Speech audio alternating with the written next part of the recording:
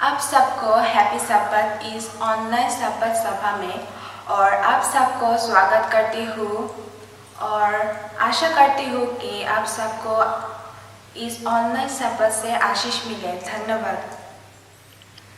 आइए हम प्रार्थना करते हैं। हे हमारे स्वर्ग शक्तिमान पिता परमेश्वर, आपको धन्यवाद देती हूँ सारे आशीषों के लिए जो आपने हमें दिए हैं। धन्यवाद देती हूँ आज हमें आपने ये मौका दिया है ताकि हम आपकी आराधना और स्तुति कर सके। आज हमारे जो भाई बहन बीमार है उन्हें आप छुए और चंगा करें ताकि वो चंगा होकर आपकी आराधना और स्तुति कर सके। प्रार्थना करती हूँ आज ऑनलाइन के माध्यम से या चर्च में या घरों से जो भी आपकी आराधना कर रहे हैं उनके लिए आप उन्हें आशीष दीजिए। आज हमें मदद कीजिए कि आपका जो भी वार्ता हम सुनने वाले हैं वो हम अपने जीवन में उपयोग कर सकें। हमारे पापों को क्षमा कीजिए। ये प्रार्थना मैं यीशु के नाम से मांगती हूँ, आमीन।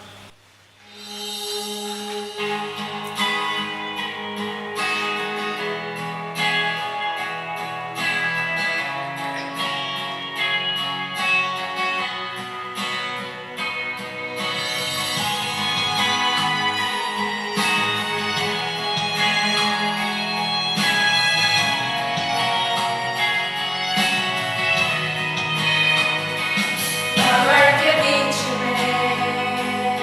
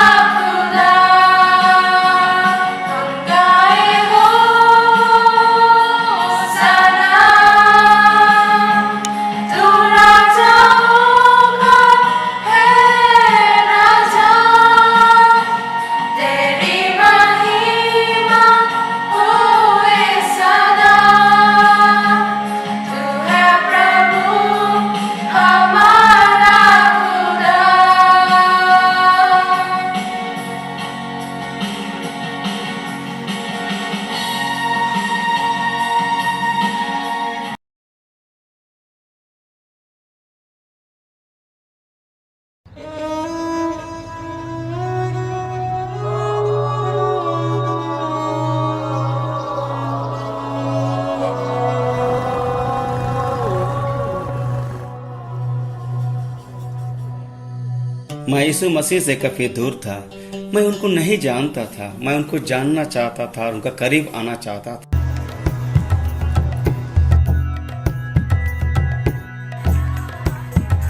कुछ लोगों के लिए संगीत केवल ध्वनि का एक संयोजन है, लेकिन सुनील के लिए संगीत का अधिक महत्व है। मसीह को जानने की आध्यात्मिक यात्रा है।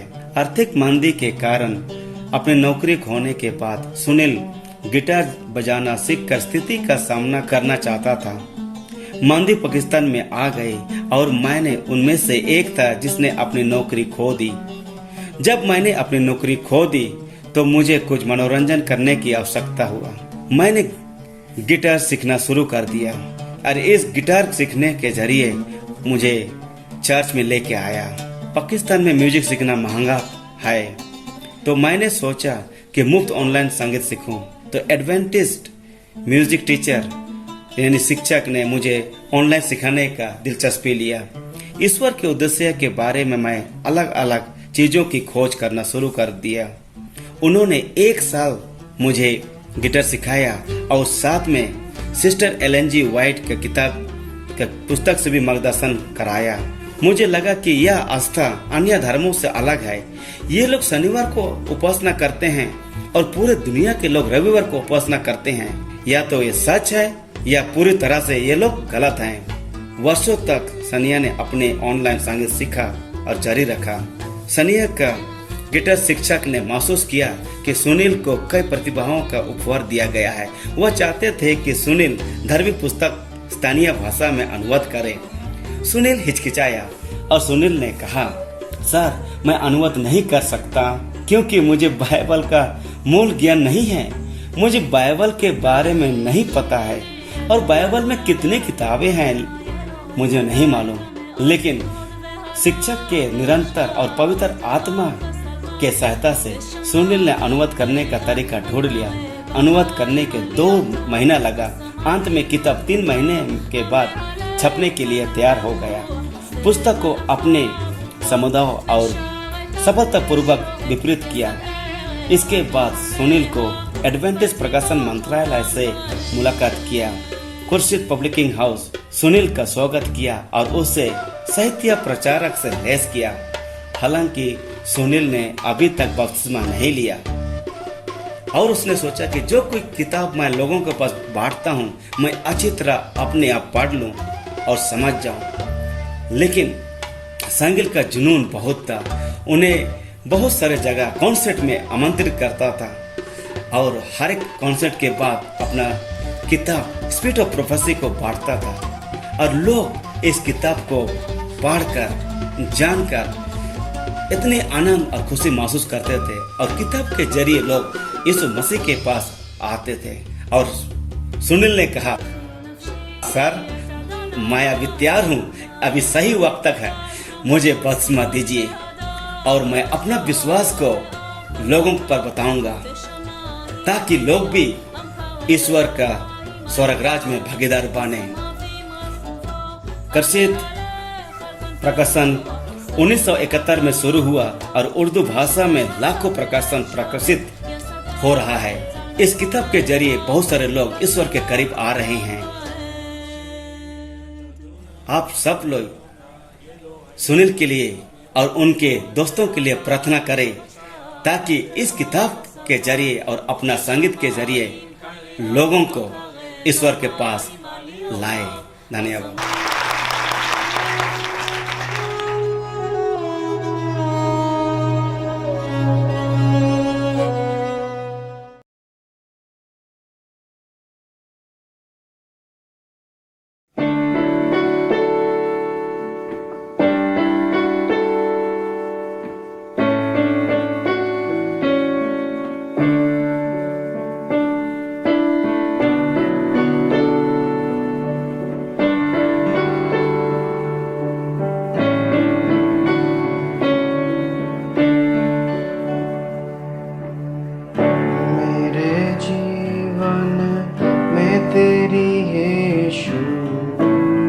जरूरत है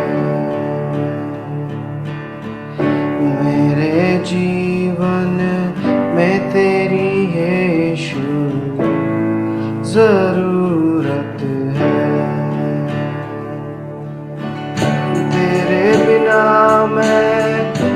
कैसे जीऊं तेरे बिना। पाप पर मैं कैसे जीतूं मुख देखे तेरे बिना। तेरे बिना मैं कैसे जीऊं तेरे बिना। पाप पर मैं कैसे जीतूं मुख देखे तेरे बिना। वचन पे भी मन ना लागे तू सिखाए ना तो। वचन पे भी मन ना लागे तू सिखाए ना तो। व्यर्थ जीवन मुरझा जाए तू रहे ना तो। व्यर्थ जीवन मुरझा जाए तू रहे ना तो। वो मेरे जीवन में प्रभु मेरे जीवन में तेरी यीशु जरूरत है। मेरे जीवन में तेरी यीशु जरूरत है।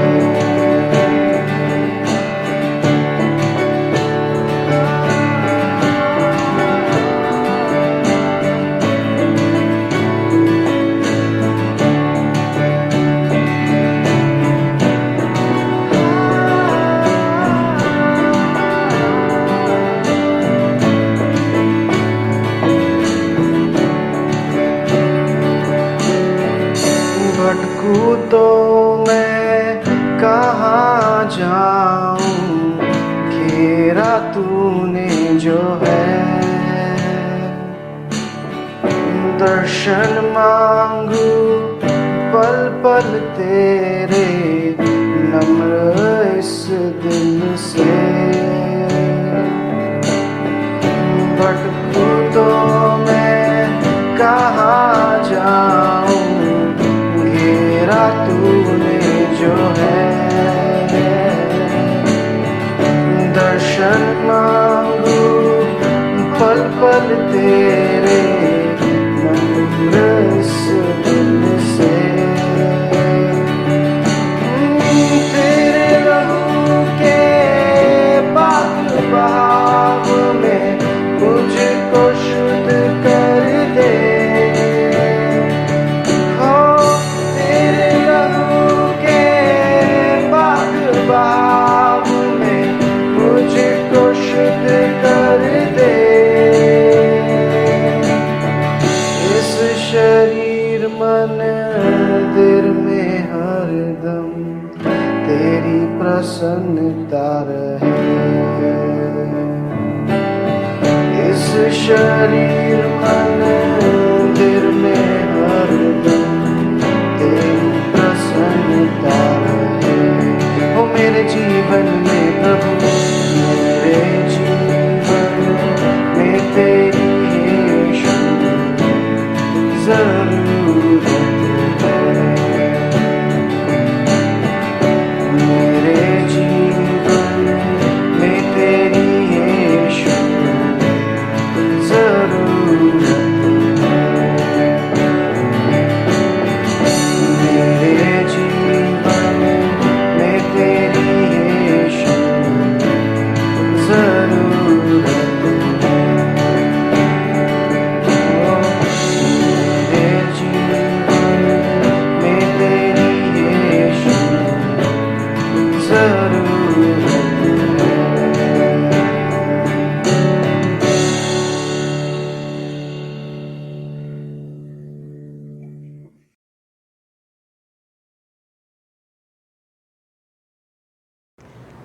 प्रिय दर्शकों, प्रभु यीशु के पवित्र नाम में मैं आपका आज फिर एक बार से स्वागत करती हूँ और आपका अभिनंदन करती हूँ। मैं अपने जो हमारे प्रिय गेस्ट हैं मिस्टर राजेश चंद, आपका भी मैं स्वागत करती हूँ इस हमारे सबद स्कूल के पाठ के अध्ययन में, और पास्टर भारती आपका भी स्वागत करती हूँ। हम परमेश्वर के भी बहुत शुक्रगुजार हैं कि उसने हमें कितना अच्छा सुंदर अवसर दिया है, उसने हमें अच्छे स्वास्थ्य में रखा है कि हम साथ मिलकर उसके वचनों में से पवित्र सब्त के बारे में आज हम सीख सकते हैं। जैसे कि आप जानते हैं कि हम हमारे ये इसका तीसरा त्रैमास है और उसके आज हम नवे पाठ का अध्ययन करने जा रहे हैं, जिसका शीर्षक है विश्राम करने का निमंत्रण। इससे पहले कि हम अपने अध्ययन में चलें, मैं दरख्वास्त करती हूँ मिस्टर राजेश चंद से कि वो हम सब के लिए दुआ में अगुवाई करें। आइए प्रार्थना करते हैं। हमारे सर्वशक्तिमान परमेश्वर, हम आपका बहुत बहुत धन्यवाद करते हैं इस समय के लिए जो आपने हमें दिया है कि हम आपको याद कर सकते हैं और आपके नाम को धन्यवाद दे सकते हैं। प्रभु, विशेष रूप से हम धन्यवाद करते हैं इस समय के लिए जब हम सब स्कूल पाठ का अध्ययन करने के लिए बैठते हैं और हम इसको पढ़ते हैं और इससे सीखते हैं। प्रभु, हम आपसे प्रार्थना करते हैं कि जैसे कि हम इस अध्ययन को करते हैं तो आप हमारे दिमागों को खोलें ताकि हम इस अध्ययन को भली भांति समझ सकें और इसको अपने जीवन में उतार सकें। प्रभु, हम प्रार्थना करते हैं प्रभु उन सारे दर्शकों के लिए जो आज इस पाठ से जुड़ेंगे, इसको देखेंगे और सुनेंगे। प्रभु, उनके लिए प्रार्थना करते हैं, उनके परिवारों के लिए प्रार्थना करते हैं प्रभु, ताकि वो इस अध्ययन को भली भांति समझ सकें और अपने जीवन को और सुंदर बना सकें। प्रभु, हम जानते हैं कि हम आखिरी समय में रहते हैं और बहुत सारी तकलीफ़ें और दुख हमारे जीवन में आते हैं। प्रभु, आप हमें सामर्थ्य और शक्ति दें ताकि हम उन सब का सामना करते हुए एक अच्छा मसीही जीवन व्यतीत कर सकें। हम सबको, सारे दर्शकों को और अपने आप को आपके सुपुर्द करते हैं। प्रभु, हमें आशीष दें ताकि हम आज का पाठ अच्छी तरह से समझ सकें। ये विनती प्रभु यीशु मसीह के नाम से मांगते हैं, दया से सुने, ग्रहण करें। आमीन। आमीन। प्रिय दर्शकों, आज हम नवे पाठ का अध्ययन करने जा रहे हैं और इसका शीर्षक है विश्राम करने का निमंत्रण। और हमारी जो आज का याद वचन है, आप बाइबल खोल लीजिए, उसको हम पढ़ेंगे। ये उत्पत्ति की किताब उसके दूसरे अध्याय की 3री आयत में पढ़ूंगी। और परमेश्वर ने 7वें दिन को आशीष दी और पवित्र ठहराया, क्योंकि उसमें उसने सृष्टि की रचना के अपने कामों से विश्राम किया। प्रभु के इस वचन के पढ़े और सुने जाने पर हम सबको आशीष दे। जैसा कि अजीज़ों, आप जानते हैं कि यह आयत जो है हमें सब्त के विषय में बताती है और परमेश्वर ने जो अद्भुत काम इस दुनिया में किए हैं उसके विषय में हम जानेंगे और पवित्र सब्त हमें क्यों दिया है इसको भी हम गहराई से जानेंगे। आप जानते हैं कि उत्पत्ति की किताब में जो है पूरी सृष्टि का वर्णन है। पहले अध्याय में किस तरह से, कितनी अद्भुत रीति से परमेश्वर ने एक इस सृष्टि को, जो कि एक खूबसूरत सृष्टि है, उसको बनाया और उसमें आदम और हवा को रखा और उनको भी जो है आशीष दी। हम पाते हैं सब्त को 6 दिन परमेश्वर ने कार्य किया और 6 दिन उसने अपने कार्य को करके, जैसे कि हमारी आज की आयत बताती है, 7वें दिन उन्होंने उसको पवित्र ठहराया, 7वें दिन को पवित्र ठहराया और उसमें जो है उन्होंने आराम किया, अपने सारे कामों से विश्राम किया। और अजीज़ों, यही बात परमेश्वर हमें सिखाना चाहता है कि पूरे सप्ताह जो है 6 दिन जो है हम अपने कार्यों को करें और उसको 7वें दिन हम विश्राम करें, क्योंकि परमेश्वर हमारा पवित्र परमेश्वर है और ये पवित्र सब्त भी उसने हमें, इस पवित्र सब्त का बनाने वाला वही है और ये इसलिए दिया है कि हम लोग जो हैं इसमें विश्राम करने पाएँ। वो हमारी परवाह करता है, हमारा परमेश्वर हमसे प्रेम करता है और उसने ये जो निमंत्रण दिया है हमें पवित्र सब्त में आराम करने का, रेस्ट करने का, उसके बारे में हम और विस्तार से सीखेंगे आज अपने इन अध्ययनों के द्वारा। आइए आज हम अपने अध्ययन को शुरू करते हैं और आज के रविवार का जो हमारा शीर्षक है वो है विश्राम दिन से पहले की भूमिका। और इसका जो हमारा, मैं पास्टर भारती से चाहूँगी कि इस बात पर हमें अपने विचारों को साझा करें कि इस पृथ्वी पर जीवन की उत्पत्ति कैसे हुई। ये बहुत अच्छा सवाल है हम तमाम के लिए सीखने के लिए। और जैसे आज के पर्चे का जो हेडिंग है कि सबत के विश्राम से पहले की भूमिका, और उसके बारे में यहाँ मैं थोड़ा सा बताना चाहता हूँ अपने तमाम दर्शकों को।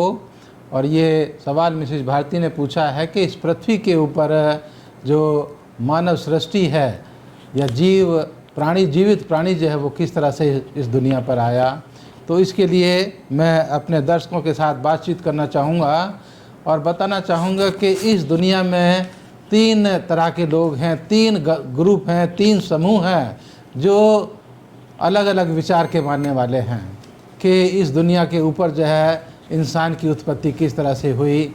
और उसमें पहला ग्रुप है, एक ग्रुप है और वो जो है ये कहते हैं कि इस पृथ्वी के ऊपर मनुष्य की उत्पत्ति जो है वो किसी दूसरे ग्रह से कोई व्यक्ति आया और उसके बाद इस पृथ्वी के ऊपर जिस पर मैं और आप रहते हैं उसके द्वारा जो है वो उत्पत्ति यहाँ पर आरंभ हुई कि दूसरे ग्रह से, दूसरी पृथ्वी से जो है कोई मनुष्य इस पृथ्वी के ऊपर आया जिस पर मैं और आप हैं आज, और उसके बाद उत्पत्ति जो है यहाँ पर वो शुरू हुई।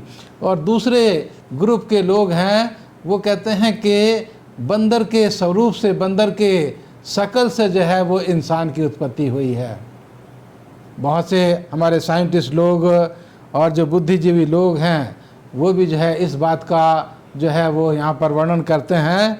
और जो डार्विन की थ्योरी है उसमें विश्वास करने वाले लोग हैं ये कि बंदर की शक्ल से इंसान की जो है वो उत्पत्ति हुई है।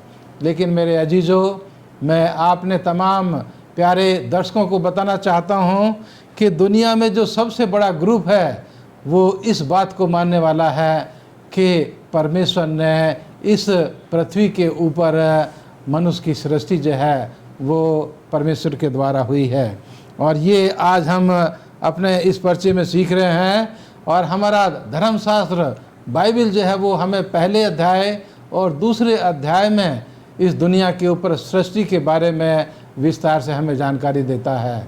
और जो हम आज देख रहे हैं कि जो पहला अध्याय है उसमें बहुत ही सिस्टमेटिक तरीके से, बहुत ही कायदे से जो है बताया गया है कि पहले दिन जो है वो दिन और रात बनाए गए, दूसरे दिन आकाश बनाया गया, तीसरे दिन जो है समुद्र और पेड़ पौधे बनाए गए, चौथे दिन जो है सूरज और चांद और सितारे जो है वो बने, और 5वें दिन समुद्र और जो पशु पक्षी हैं, समुद्र के प्राणी हैं, उनकी जो है उत्पत्ति हुई। और 7वें दिन जो है, 6ठे दिन जो है परमेश्वर ने पशुओं की और इंसान की सृष्टि की। और ये मैं अपने दर्शकों को यहाँ बताना चाहता हूँ कि परमेश्वर ने इंसान की सृष्टि बहुत अलग तरीके से की। दूसरी चीज़ों की जब उत्पत्ति की गई तो परमेश्वर ने अपने मुंह से बोला कि ऐसा हो जा, और हो गया।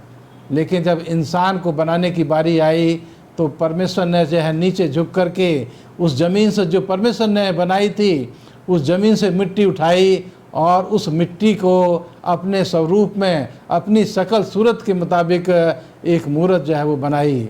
और बनाने के बाद उसमें जीवन का सांस फूका। और उत्पत्ति 2 अध्याय की 7-8 में लिखा है कि यहाँ लिखा है, तब यहोवा परमेश्वर ने आदम को भूमि की मिट्टी से रचा और उसके नथनों में जीवन का श्वास फूंक दिया और आदम जीवित प्राणी बन गया। यहाँ जो है बहुत साफ तरीके से परमेश्वर के वचन में बताया है कि परमेश्वर ने उस मिट्टी की जो मूरत थी उसके नथनों में परमेश्वर ने अपने मुंह से जीवन का सांस जो उसके नथनों में फूंका, और उसके बाद वो मूरत जो थी जीवित प्राणी बन गई। तो मिसेस भारती, ये यहाँ पर सृष्टि का जिक्र है जो परमेश्वर ने इस पृथ्वी के ऊपर की है, और इस विश्वास के मानने वाले इस दुनिया में आज सबसे ज़्यादा पाए जाते हैं। शुक्रगुजार हूँ पास्टर भारती, आपने इतने अच्छे से समझाया। आइए हम अपने सोमवार के अध्ययन में चलते हैं जिसका शीर्षक है विश्राम के लिए आज्ञा। और मैं चाहती हूँ कि मिस्टर राजेश इस बात पर रोशनी डालें, हमारे दर्शकों को बताएं परमेश्वर हमें सबत का दिन याद रखने के लिए क्यों कहते हैं। जी, आज के पाठ में, सोमवार के पाठ में, जैसा कि मिसेस भारती ने इसका शीर्षक बताया है, विश्राम के लिए आज्ञा। तो परमेश्वर ने विश्राम करने के लिए मनुष्य को आज्ञा दी। हम देखते हैं कि जब पृथ्वी का और पूरे सृष्टि की रचना हो रही थी तो परमेश्वर ने कहा कि ये सब अच्छे हैं, बहुत अच्छे हैं। यदि हम उत्पत्ति की किताब उसका पहला अध्याय और दूसरा अध्याय पढ़ते हैं तो वहाँ पर इस बात का उल्लेख किया गया है, जब परमेश्वर ने आकाश और धरती की रचना करी तो परमेश्वर ने कहा बहुत अच्छे हैं। और उसके बाद परमेश्वर ने 7वें दिन को आशीष दी। 6 दिन तक परमेश्वर ने पूरी सृष्टि की रचना करी और इंसान को बनाया, और 7वें दिन प्रभु ने आराम किया। परमेश्वर ने 7वें दिन को आशीष दी और पवित्र ठहराया, क्योंकि उसने सृष्टि की रचना के अपने सारे काम से विश्राम लिया। तो उत्पत्ति की किताब पहला और दूसरे अध्याय में हम इस बात का उल्लेख पाते हैं। सबत जो है परमेश्वर की बनाई हुई हर चीज़ का हिस्सा है। परमेश्वर ने सबत को एक जगह बनाया, उसको एक जगह दी, और हम जानते हैं कि ये जगह कौन सी है, 7वां दिन है, जहाँ लोग जो हैं वो अपना काम करना बंद कर दें। 6 दिन तक हम काम करें और 7वें दिन हम उस काम को बंद करें और परमेश्वर के साथ हम विश्राम करें। इसलिए परमेश्वर ने 7वें दिन को आशीष दी और उसे पवित्र ठहराया। लेकिन दुख की बात यह है कि जैसा कि पास्टर भारती ने भी बताया कि इस पृथ्वी पर 3 तरीके के लोग हैं जो अपने अपनी बातें बताते हैं या मानते हैं कि किस प्रकार से सृष्टि की रचना हुई, किस प्रकार से इंसान इस दुनिया में आया। लेकिन हम जानते हैं कि जब परमेश्वर ने आदम और हवा को बनाया और वो अदन की वाड़ी में रहते थे, तो उसके बाद पाप जो है वह दुनिया में आया। हम जानते हैं किस प्रकार से पाप जो है वह इस पृथ्वी पर आया, और जब पाप आया तो सब कुछ बदल गया। अब आदम और हवा वो परमेश्वर के साथ बातचीत आमने सामने नहीं कर सकते थे, और उनका जीवन जो है उसके बाद, पाप आने के बाद, बहुत कठिन हो गया था। और हम जानते हैं कि कितनी कठिनता से वो अपना जीवन फिर व्यतीत करते हैं, और हमारी मित्रता जो है वो भी गड़बड़ हो जाती है। लेकिन सबत का दिन जो है हमें परमेश्वर का वादा जो है वो याद दिलाता है। सबत हमें सिखाता है कि हमें किसने बनाया है। अब आप देखिए कि परमेश्वर ने सबत को पाप आने से पहले बनाया। उस समय पाप नहीं था। जब परमेश्वर ने सबत को बनाया और 7वें दिन को बनाया और उसको पवित्र ठहराया, तो यहाँ ये बात बहुत ही ध्यान देने योग्य है कि अगर पाप से पहले सबत की ज़रूरत थी, तो पाप आने के बाद हमें कितनी ज़रूरत है सबत की, बहुत ज़्यादा ज़रूरत है। आदम और हवा के पाप के कई साल बाद परमेश्वर ने अपने बच्चों को मिस्र से गुलामी से मुक्त कराया। वह अपने लोगों को फिर से 7वें दिन के बारे में बताता है। यदि हम पढ़ें निर्गमन की किताब उसका 20वां अध्याय और उसकी 8 से 11 तक, तो हम वहाँ पढ़ते हैं कि ये आज्ञा जो थी हमें सबत के बारे में सिखाती है। और ये आज्ञा इतनी महत्वपूर्ण क्यों है, सबत ने हमें क्या और कैसे बनाया, इसके बारे में हम वहाँ पर पढ़ते हैं। निर्गमन 20:8 से 11, इसमें परमेश्वर हमें याद करने के लिए कहता है कि उसने हमें बनाया है। यदि हम निर्गमन 20 और 8 पढ़ें तो हमें पता चलेगा कि परमेश्वर क्यों कहता है, क्यों हमें याद दिलाता है।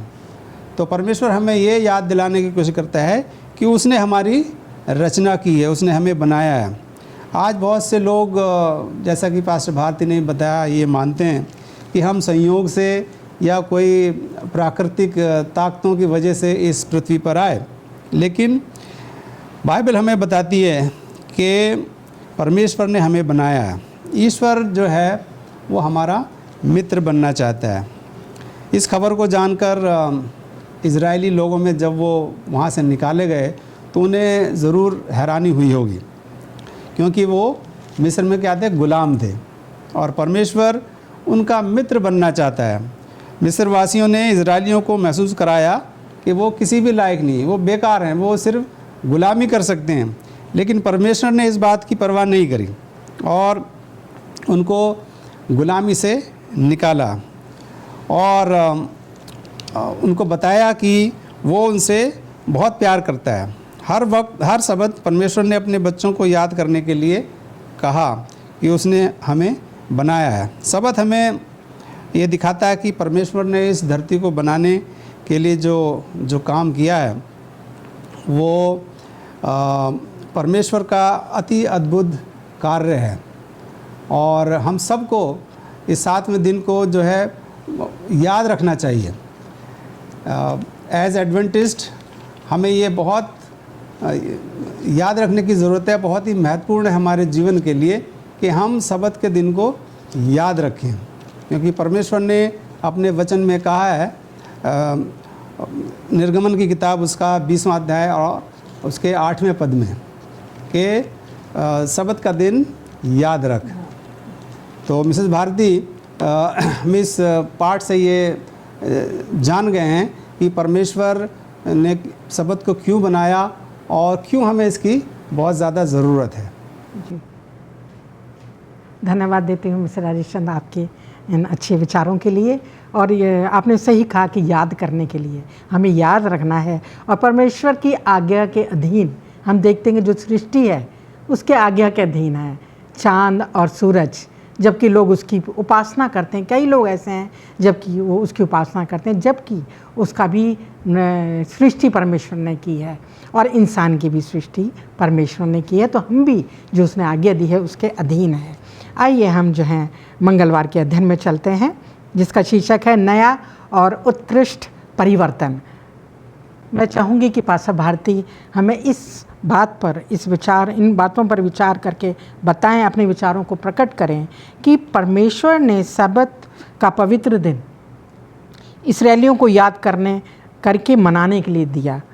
उसके लिए उन्होंने कुछ उदाहरण दिए। उन उदाहरणों को आप हमें रोशनी देकर समझाएं कि क्या उदाहरण थे सबत के विषय में। मिसेस भारती, अगर मैं यहाँ पर ये कहूँ कि परमेश्वर ने इंसान को सबत का दिन याद रखने के लिए वो क्या क्या काम किए, क्या क्या उदाहरण दिए, ये ज़्यादा अच्छा है सीखने के लिए हमें, क्योंकि जो इस्राएली लोग थे वो परमेश्वर के लोग थे और परमेश्वर के लोगों के लिए परमेश्वर ने ये इंतजाम किया कि वो सबत के दिन को याद रखें, और उसके लिए परमेश्वर ने उनके साथ बराबर उनकी अगुवाई जो है वो करता रहा।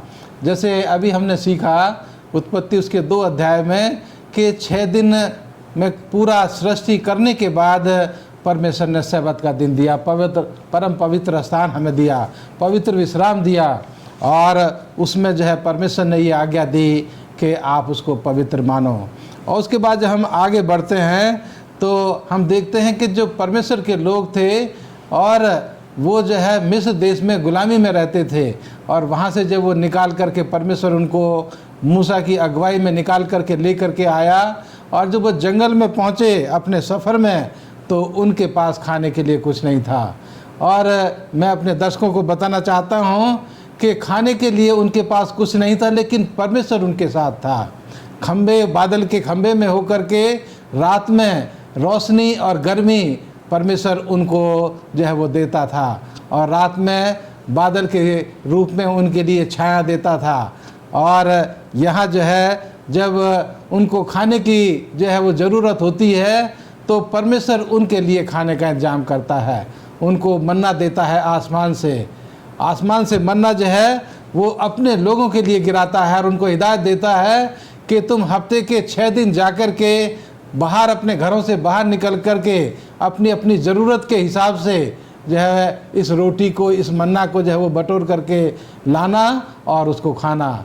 लेकिन 7वें दिन के लिए परमेश्वर ने कहा कि 7वें दिन जो पवित्र स्थान, जो पवित्र विश्राम है, उसमें जो है तुम्हें जाने की ज़रूरत नहीं, क्योंकि 6ठे दिन जो है तुम अपनी ज़रूरत के हिसाब से दुगना जो है वो बटोर करके लाना। और याद रखना, क्योंकि 7वां दिन जो है वो विश्राम का दिन है, पवित्र दिन है, उसमें तुम्हें कहीं जाने की ज़रूरत नहीं।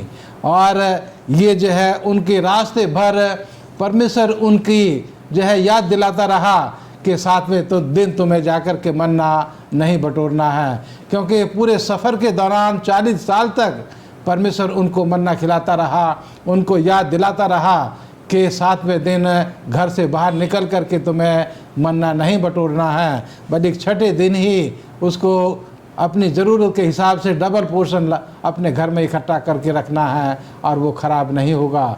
और यहाँ मैं बताना चाहता हूँ अपने तमाम मसीह भाइयों को कि हफ्ते के बीच में अगर कोई व्यक्ति गलती से जो है वो अपनी ज़रूरत से ज़्यादा इकट्ठा करके लाता था तो वो दूसरे दिन ख़राब हो जाता था, लेकिन छठे दिन जब वो डबल लेकर के आते थे अपनी ज़रूरत से तो सातवें दिन वो ख़राब नहीं होता था, उसमें कीड़े नहीं पड़ते थे। और ये परमेश्वर उनको बार बार याद दिलाता था कि सातवां दिन पवित्र विश्राम का दिन है, उसमें तुम मुझे याद करो कि मैं तुम्हारा सृष्टि करता हूँ। 6 दिन में मैंने जो है ज़मीन और आसमान को बनाया है और सातवां दिन मैंने दिया है कि तुम मुझे याद करो, क्योंकि मैं तुम्हारा सृष्टि करता हूँ, मैं तुम्हारा बनाने वाला हूँ। शुक्रगुजार हूँ पास्टर भारती आपका इतने अच्छे विचारों के लिए जो आपने हम सबके साथ साझा किए। आइए हम जो है बुधवार के अध्ययन में चलते हैं, जिसका शीर्षक है विश्राम करने का दूसरा कारण। इज़राइल की कहानी में सब्त की आज्ञा से बच्चों को क्या याद रखने में मदद मिलती है, ये मैं राजेश चंद्र साहब से बोलूँगी कि वो बताएं कि बच्चों को क्या याद नहीं के रखने की मदद मिलती है। धन्यवाद मिसेस भारती। विश्राम करने का दूसरा कारण, पहला कारण तो हमने देख लिया, दूसरा कारण इसको समझने के लिए हम इज़राइल की कहानी में वापस चलते हैं। जब परमेश्वर अपने लोगों को, इज़राइल लोगों को बाहर निकालता है मिस्र से और वो कनान देश की तरफ गुज़र जाते हैं और उनके रास्ते में बहुत सारी कठिनाइयाँ आती हैं, तो हम यहाँ कहानी में देखते हैं कि इज़राइली लोग जो थे वो यरदन नदी के पूर्वी तट पर उन्होंने अपना डेरा डाला था, वो अपना शिविर वहाँ पर लगाते हैं और उनकी जो लड़ाई है वो 2 राजाओं के साथ होती है, बाशान के राजा और अमोरियों के 2 जो राजा थे उनके साथ उनकी लड़ाई होती है और वो इस लड़ाई में जीत जाते हैं। और मूसा इन शक्तिशाली युद्धों के बाद इजरायलियों से बातें करता है। मूसा ने इजरायलियों से सिनाई में अपने माता पिता के साथ किए गए समझौते की याद उनको दिलाता है और ये समझौता उनके सिर्फ माता पिता के लिए ही नहीं था बल्कि उनके बच्चों के लिए भी था। फिर से मूसा जो है वो 10 आज्ञाओं को दोहराता है और उन्हें याद कराता है। तो हम निर्गमन की किताब उसका 20वां अध्याय 8 से 11 में और व्यवस्था विवरण का 5वां अध्याय और 12 से 15 में जब हम इन 2 पद स्थलों को पढ़ते हैं तब वहाँ पर एक हमें कंपैरिजन मिलता है। जब हम निर्गमन की किताब पढ़ते हैं 20वां अध्याय और 8वां पद, तो वहाँ पर जो वचन जो है वो याद शब्द से शुरू होता है। याद कि परमेश्वर जो है वो याद दिलाता है और उसका वचन जो है याद शब्द से शुरू होता है। और यदि हम व्यवस्था विवरण पढ़ें उसका 5वां अध्याय और 12वां पद, तो वहाँ पर जो वचन जो है वो कीप शब्द से शुरू होता है। तो निर्गमन 20:8 और व्यवस्था विवरण 5:12 में यहाँ पर हम एक कंपैरिजन पाते हैं, एक तुलना यहाँ पर पाते हैं। निर्गमन 20:8 में परमेश्वर इजरायलियों को यह याद रखने के लिए कहता है कि वे दास थे और हम जानते हैं कि जब वो मिस्र की गुलामी में थे तो वो मिस्रियों के दास थे, उनके गुलाम थे। इजरायलियों के लिए इस नए समूह में 40 साल उन्होंने मरुभूमि में या रेगिस्तान में उन्होंने बिताए और वे आज़ाद हुए। लेकिन ऐसा इसलिए है क्योंकि परमेश्वर ने अपने माता पिता को गुलामी से बचाया था। सब्त की आज्ञा से बच्चों को ये याद रखने में मदद मिलती है कि परमेश्वर ने उन्हें और उनके माता पिता को मुक्त किया है। और तेरा परमेश्वर यहोवा तुझे बलवंत हाथ और बढ़ाई हुई भुजा के द्वारा निकाल लाया। व्यवस्था विवरण उसका 5वां अध्याय और उसके 15वें पद में हम ये पाते हैं। अब इज़राइल के लोग दूसरी बार वादा किए देश की सीमा पर खड़े हैं। इजरायलियों को ये समूह ठीक वैसा ही असहाय और शक्तिहीन है जैसा कि उसके माता पिता 40 साल पहले थे। इन नए इजरायलियों को परमेश्वर की ज़रूरत है कि वे उनकी मदद करें जितनी उनके माता पिता को ज़रूरत थी मदद की।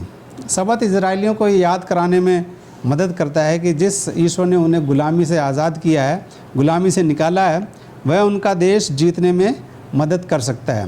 लेकिन सबसे पहले परमेश्वर चाहता है कि उसके लोग सच्चे दिल से सबत के दिन को याद करें, क्योंकि सबत से हमें पता चलता है कि परमेश्वर ने अपने लोगों को स्वतंत्र किया है। तो इज़राइली लोगों को मिस्र से निकालना, उनको स्वतंत्र करना, ये हमें सबत का दिन को याद करने से हमें पता चलता है। बेशक व्यवस्था विवरण 5 में सबत की जो आज्ञा थी वो लोगों को ये दिखाती है कि परमेश्वर ने उन्हें बचाया है। कई मायनों में परमेश्वर ने इज़राइल के लोगों को तब नया बनाया जब उसने उन्हें मिस्र से मुक्त कर दिया था। तो हम यही पाते हैं कि सबत का दिन जो है हमें ये याद करने में मदद करता है कि हम स्वतंत्र हैं, अब हम आज़ाद हैं। सो निर्गमन की कहानी पाप से मुक्ति के लिए एक शब्द चित्र के समान है। हम देख सकते हैं कि एक शब्द चित्र है जो वो हमें उस कार्य को दिखाता है जो प्रभु यीशु मसीह ने हमें बचाने के लिए किया था।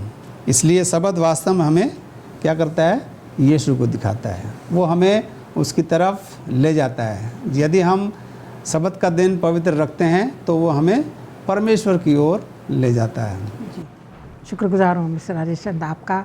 और कितना ही सही बात है कि बच्चों को भी याद करने के लिए परमेश्वर ने उनको याद रहे कि उनको एक नया जीवन मिला। जब उनको उस गुलामी से निकाला गया तो एक नई सृष्टि में वो आ गए और उनको याद करके जो है जैसा उनके पूर्वज करते रहे उन्हें भी है उस पवित्र दिन को मानते हुए परमेश्वर को याद करते हुए बिताना था, और प्रभु यीशु को जो कि हमारा सबत का भी बनाने वाला है। आइए हम जो है अपने गुरुवार के अध्ययन में चलते हैं, और मैं चाहती हूँ कि पास्टर भारती इस बात पर हमारे को रोशनी देंगे जिसका शीर्षक है साबत का पालन करना। सबत को पवित्र रखने के लिए हमें क्या करने की ज़रूरत है, आप बताएं। ये हम आज सीख रहे हैं पवित्र सबत के बारे में, और हमने सीखा कि पवित्र सबत की उत्पत्ति किस तरह से हुई, और वह परमेश्वर ने अपने लोगों को जो है अगुवाई दी कि इसको याद रखना। और आज अभी मैं बताना चाहता हूँ अपने तमाम दर्शकों को कि हम पवित्र सबत का पालन किस तरह से करें, पवित्र सबत के दिन हम क्या करें और क्या ना करें, किस तरह से इसका पालन हमें करना चाहिए। और ये परमेश्वर का वचन अपनी उत्पत्ति की किताब से लेकर के प्रकाशित वाक्य की किताब तक हमें बहुत जो है साफ तरीके से परमेश्वर का वचन हमें बताता है कि हम किस तरह से पवित्र सबत का हमें पालन करना है। लेकिन एक जो बहुत ही ख़ास आयत है यशायाह की किताब उसके 58 अध्याय की 13 और 14 आयत को मैं अपने दर्शकों के लिए पढ़ना चाहता हूँ। यशायाह 58 अध्याय और उसकी 13 और 14 आयत लिखा है, यदि तू विश्राम दिन को अशुद्ध ना करे, अर्थात मेरे उस पवित्र दिन में अपनी इच्छा पूरी करने का यत्न ना करे, और विश्राम दिन को आनंद का दिन और यहोवा का पवित्र किया हुआ दिन समझकर माने, यदि तू उसका सम्मान करके उस दिन अपने मार्ग पर ना चले और अपनी इच्छा पूरी ना करे और अपनी ही बातें ना बोलें, तो तू यहोवा के कारण सुखी होगा और मैं तुझे देश के ऊंचे स्थानों पर चलने दूंगा। मैं तेरे मूल पुरुष याकूब के भाग की उपज में से तुझे खिलाऊंगा, क्योंकि यहोवा ही के मुंह से यह वचन निकला है। तो इन दो आयतों में परमेश्वर जो है वो बहुत ही संक्षिप्त तरीके से मुझे और आपको यहाँ पर बताना चाहता है कि हम पवित्र विश्राम का, पवित्र सबत का पालन वो किस तरह से करें। और जैसे यहाँ लिखा है कि हम उस दिन में अपनी इच्छा पूरी करके हम पवित्र सबत को अशुद्ध ना करें, और हम जो है उसको आनंद का दिन माने, खुशी का दिन माने, और जो परमेश्वर का पवित्र किया हुआ दिन है उसको जो है हम आदर और सम्मान दें, और उसमें जो है हम परमेश्वर को याद करें, परमेश्वर के वचनों को ही बोलें और उसके रास्ते पर चलें, उसके लोगों के लिए दुआ और प्रार्थना करें। और यहाँ भजन संहिता में भी लिखा है कि हम भजन संहिता उसके 92वें अध्याय में कि हम परमेश्वर के पवित्र दिन में परमेश्वर के नाम के गीत गाएं। हम अपने परिवार में इकट्ठा होकर के जो है परमेश्वर के नाम के गीत गाएं, उसके वचन से पढ़ें। हम परिवार की शक्ल में हम अपने कलीसियाओं में जाकर के, अपने चर्चिज में जाकर के अपने लोगों के साथ बैठ कर के उसकी हमदो सिना के गीत गाएं और परमेश्वर का वचन सुने और उस वचन के अनुसार अपना जीवन जो है इस दुनिया में हम गुजारने की कोशिश करें। परमेश्वर यहाँ पर मुझे और आपको बताना चाहता है कि उस दिन में हम परमेश्वर की इच्छा जो है हम उसी को आगे रखें।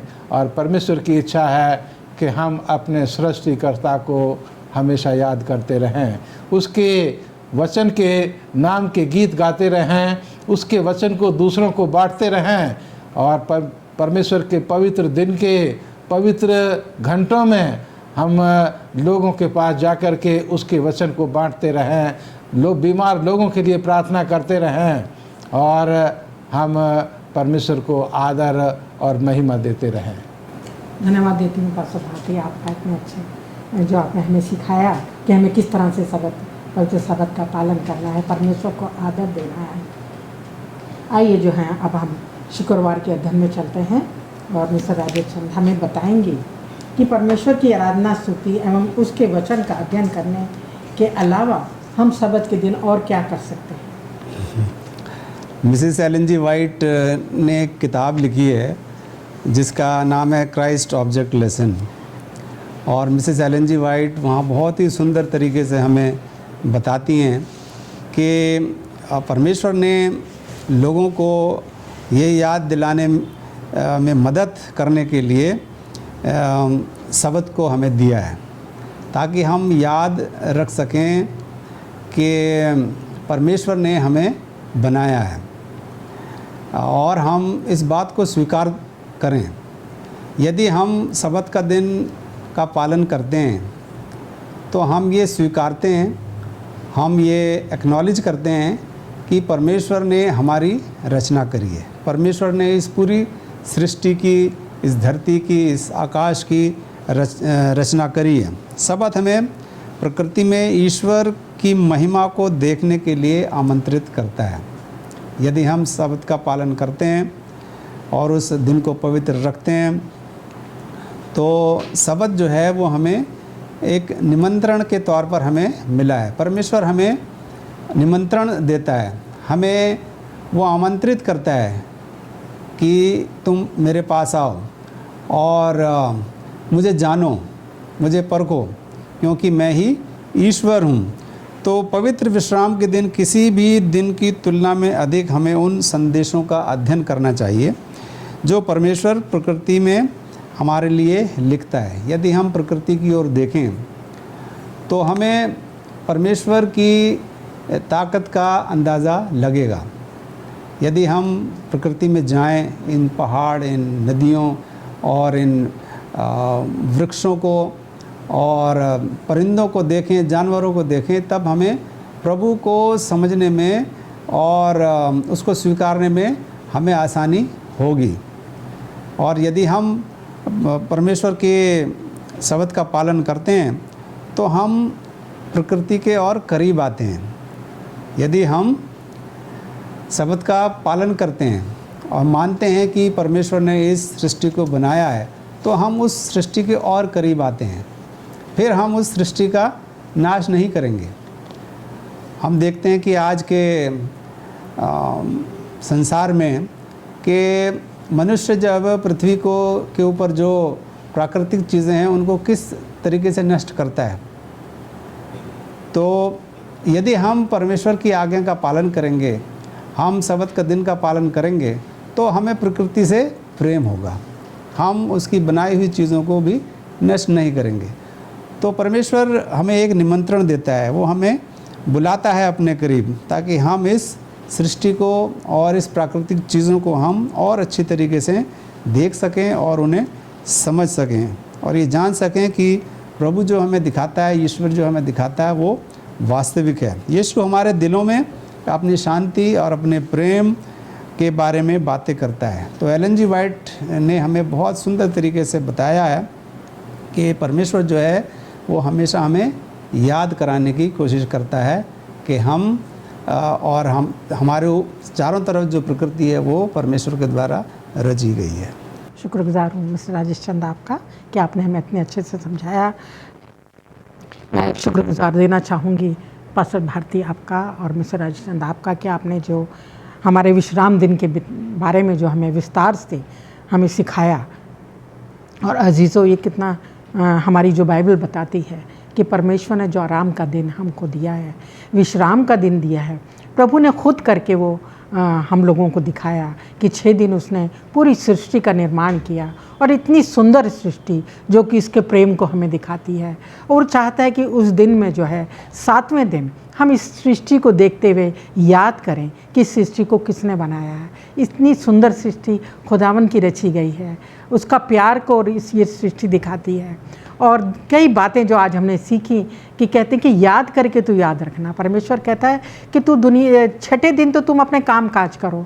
और अजीज़ों, कई बार ऐसा होता है कि सब्त को दिन इसलिए दिया है कि हम जो हैं उन बातों को भूल जाएं। जैसा कि पास्टर भारती ने समझाया कि हम जो हैं अपनी इच्छाओं को पूरा ना करें। 6 दिन तो हम करते हैं अपनी इच्छाओं को, पर 7वें दिन अपनी इच्छा, हमारा जो दुख, हमारा जो दर्द है, उन सब को या जो हमारी परेशानियां हैं उनको एक तरफ रखें। और 7वें दिन को परमेश्वर ने उन 6 दिनों से अलग करके पवित्र किया है ताकि हम भी जो है उस दिन उसके साथ उसकी पवित्र उपस्थिति में चर्च में बैठकर, अपने परिवार के साथ बैठकर, और ये याद रखें कि उसने हमें जो है गुलामी से जो है छुड़ा। और अजीज़ों, हम देखते हैं कि जैसा कि इज़राइलियों को परमेश्वर ने गुलामी से आज़ाद कराया, आज भी हम इस दुनिया में देखते हैं कि हम जो हैं प्रभु यीशु ने अपना बहुमूल्य खून देके हमें जो है पाप से मुक्ति दिलाई है, हमारा उद्धार दिया है और हमें अपने अनुग्रह से बचाया है।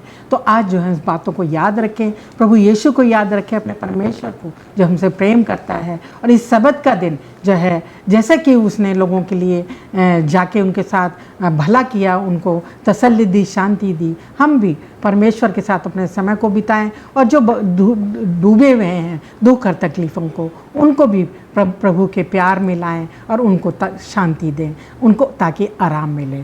आइए हम अपने सब्त के पाठ को आज यहीं पर ख़त्म करेंगे। और मैं चाहती हूँ कि हम इस ख़त्म करने से पहले पास्टर भारती जो है हमारी दुआ में अगुवाई करेंगे। आइए हम प्रार्थना करें। आइए प्रार्थना करें। ज़मीन और आसमान के बनाने वाले परमपिता परमेश्वर, इस दुनिया के सृष्टिकर्ता, हमारे मालिक, हम तेरा धन्यवाद देते हैं कि तू हमें प्यार करता है। और परमेश्वर, तूने हमें पैदा किया, हम तेरे हाथ के बनाए हुए हैं। तूने इस दुनिया की सृष्टि की और ये सृष्टि परमेश्वर दिखाती है कि तू सृष्टि करता है। तूने परमेश्वर हमें बनाया और हमें तूने परमेश्वर ये आज्ञा दी कि हम इस दुनिया में रहते हुए 6 दिन अपने काम काज करें और जब 7वां दिन आए तो तुझे याद करें कि तू हमारा मालिक है, तू हमारा परमेश्वर है। और परमेश्वर, उस दिन में हम तेरी इच्छा को पूरी करें, तू हम तमाम की मदद कर। हम याद करते रहें कि तू सब्त का मालिक है और परमेश्वर तू हमारा परमेश्वर है। हमारे तमाम दर्शकों के साथ हो और हम तमाम को परमेश्वर ऐसी समझ और बुद्धि तेरी तरफ से मिले कि हम तेरे 7वें दिन को, तेरे पवित्र दिन को, तेरे सब्त के दिन को अपने जीवन में उसका पालन कर सकें और तेरी आशीषों को हम ग्रहण करने वाले हो सकें। हम तमाम की अगुवाई कर मसीह के नाम से मांगते हैं, आमीन।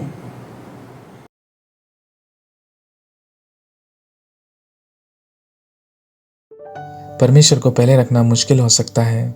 इस वीडियो में हम देखेंगे कि हम जोशुआ से क्या सीख सकते हैं, जो हमें आज हमारे जीवन में परमेश्वर को प्रथम स्थान देने में मदद करेगा।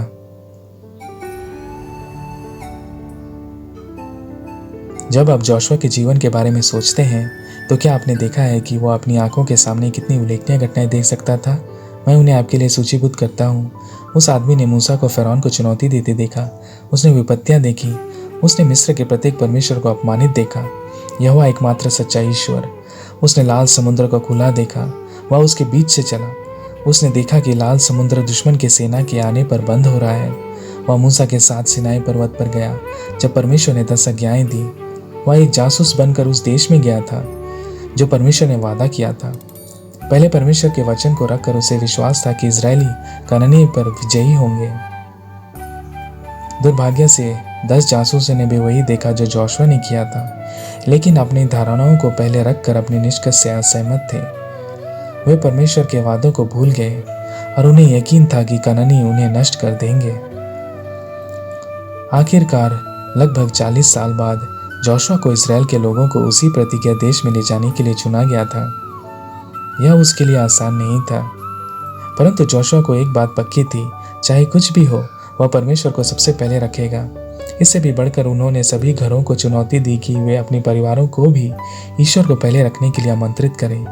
यदि तुझे यहोवा की सेवा करना बुरा लगे तो आज चुन ले कि तू किसका सेवा करेगा, चाहे वे देवता हो जिनकी तेरी पूर्वज उपासना करते थे, वह अमोरियों के देवता जिनके देश में तू रहता है।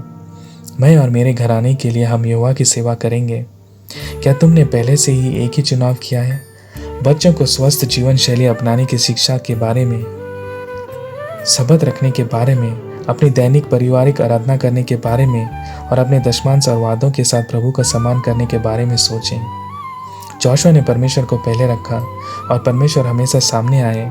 उनका उदाहरण हमें ऐसा करने के लिए मजबूर करता है। जब हम अपने दशमांश और वादों को लौटाते हैं तो परमेश्वर को पहले रखने की चुनौती दी जाती है।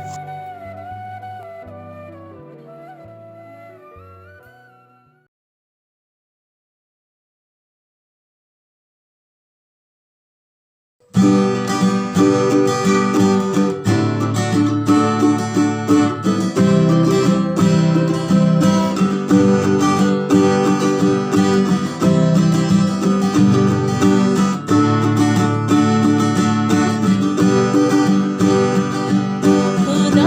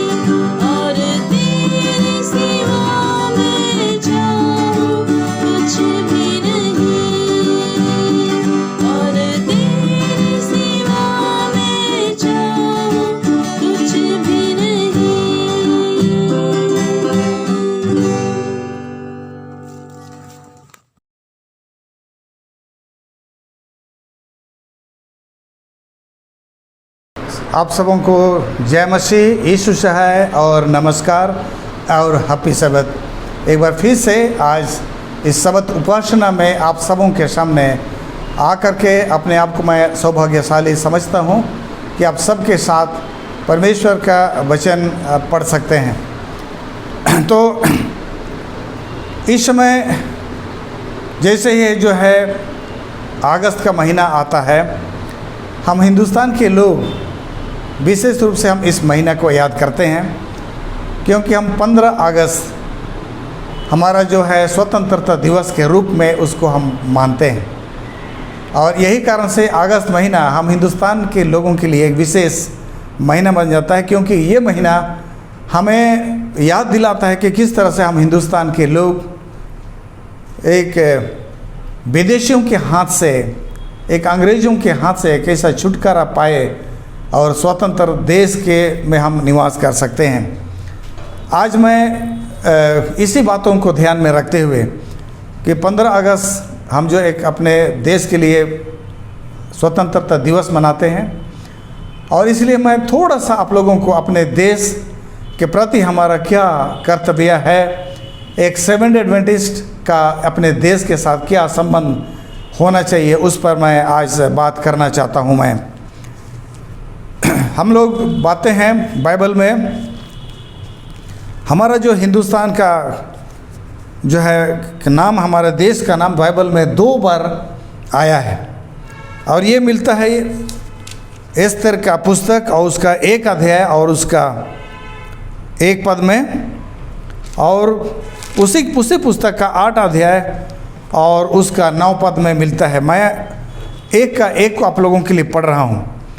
छायर्स राजा के दिनों में ये बातें हुई, यह वही छायर्स है जो 127 प्रांतों पर अर्थात हिंदुस्तान से लेकर के कुश देश तक राज करता था।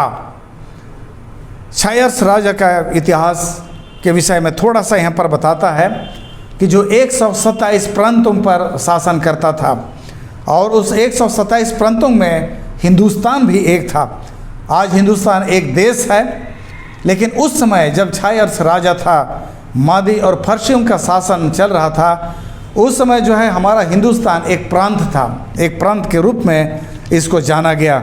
और इस तरह से हमारे ही पवित्र शास्त्र बाइबल में भी उसका जो है जिक्र किया गया है, उसका नाम आया है। मैं 8 का 9 को पढ़ रहा हूँ। उसी समय अर्थात सिवान नामक 3रे महीने के 23वें दिन को राजा के लेखक बुलाए गए, और जिस जिस बात की आज्ञा मुर्दकाय उन्हें दी, उन्हें यहूदियों और अधिपतियों को हिंदुस्तान से लेकर के कुश तक जो 127 प्रांत है, उन सबों के अधिपतियों और हकीमों को एक एक प्रांत के अक्षरों में और एक एक देश की भाषा में, और यहूदियों को उनके अक्षरों और भाषाओं में लिखी गई। मुर्दकाय ने जो आदेश दिया वो 127 प्रांतों में वो आदेश लिखी गई थी। और यहाँ पर जब उन चिट्ठियों को लिखा जाता है और उन देशों का नाम आता है, तो हिंदुस्तान का नाम सबसे ऊपर आता है। और मुर्दकाय के द्वारा से जो जारी की गई चिट्ठी जो थी, जिसमें यहूदियों को इकट्ठा होना था, और हमान के द्वारा से उनको सत्यानाश करने का जो तारीख निकाला गया था, आदेश निकाला गया था, उस दिन यहूदियों को अपने सुरक्षा के लिए उनको आदेश दिया गया, उनको सुरक्षा के लिए अधिकार दिए गए, और उनको कहा गया कि अगर कोई जाति अगर यहूदी पर उस दिन हमला करता है, यहूदियों पर हमला करता है, तो इकट्ठा होकर के उनका सामना करें और उनको मार डालें। तो इस तरह के आदेश जो है मुर्दकाय के द्वारा से जो है लिखवाया गया, और सभी देशों के लिए लिखी गई, हमारे हिंदुस्तान के लिए भी लिखी गई थी। बहुत अच्छा होता अगर वो चिट्ठी जो है उसका जो है आशय नीचे लिखी गई है, उस चिट्ठी में क्या लिखा हुआ था, लेकिन एग्जैक्टली वो चिट्ठी हम लोग नहीं पाते हैं। लेकिन पता नहीं उस समय देवनागरी लिपि या तो संस्कृत या हिंदी क्या बोली जाती थी हिंदुस्तान में, लेकिन हिंदुस्तान की भाषा में भी मुर्दकाय का वो आदेश जो है लिखा गया था। इसको हम हमारे देश में जो भेजा गया था और यहाँ पढ़ा गया था, और यहाँ के जो यहूदी यहाँ पर जो पाए जाते थे, उनको भी अपने सुरक्षा का आदेश उसमें दिया गया था। तो इस तरह से हम जो है हमारे इस पवित्र शास्त्र बाइबल में हिंदुस्तान का नाम 2 बार उसका चर्चा हम पाते हैं, जो कि एस्तर की पुस्तक में ये चर्चा किया गया है। तो आज हम जो है हम भी एक देश के वासी हैं। 15 अगस्त को हम अपने जो है देश का स्वतंत्रता दिवस हम मनाते हैं। तो आज हमारे सामने एक सवाल उठता है कि हम अपने देश के प्रति हमारा जो है किस तरह का रवैया होना चाहिए, अपने देश के प्रति हमारा क्या फ़र्ज है, अपने देश के प्रति किस तरह का सम्मान हमें होना चाहिए एक सेवन डे एडवेंटिस्ट के हैसियत से। और इसलिए मैं आगे मैं यहाँ लूका का पुस्तक उसका 16 अध्याय में प्रभु यीशु मसीह के पास जो है कुछ लोग, कुछ शास्त्री और फरीसी उसके पास आए, और इसलिए आते थे ताकि जो किसी तरह से प्रभु यीशु मसीह अपने बोलने पर कोई गलती कर दे, कोई ऐसा बात बोल दे जो कि उनके लिए एक फांसी का फंदा बन जाए, ऐसा बात बोल दे जिससे कि यहूदियों को, फरीसियों को प्रभु यीशु मसीह को मार डालने का उनको बहाना मिल जाए। और इसीलिए उन यीशु मसीह को एक सवाल पूछा गया था, क्या हमें कैसर को टैक्स देना चाहिए, क्या हमें कैसर को जो है अपना मलगुजारी देना चाहिए, ये जो है उसको सवाल पूछा था। और प्रभु यीशु मसीह ने उसका जवाब देने के लिए उनके सामने जो है एक सिक्का मंगवाया और पूछा कि सिक्के पर किसका नाम अंकित है और इसमें किसका तस्वीर अंकित है, और उन्होंने कहा उसमें कैसर का नाम अंकित है। और उसका जवाब देते हुए प्रभु यीशु मसीह नीचे कहता है, 1 दिनार मुझे दिखाओ, इस पर किसकी छाप और नाम है। उन्होंने कहा कैसर का। 25 पद में लूका का पुस्तक उसका 20 अध्याय और उसका जो है 24 और 25 को पढ़ रहा हूँ मैं, आगे मैं पढ़ रहा हूँ 25 को। उसने उनसे कहा, तो जो कैसर का है वह कैसर को दो और जो परमेश्वर का है वह परमेश्वर को दो।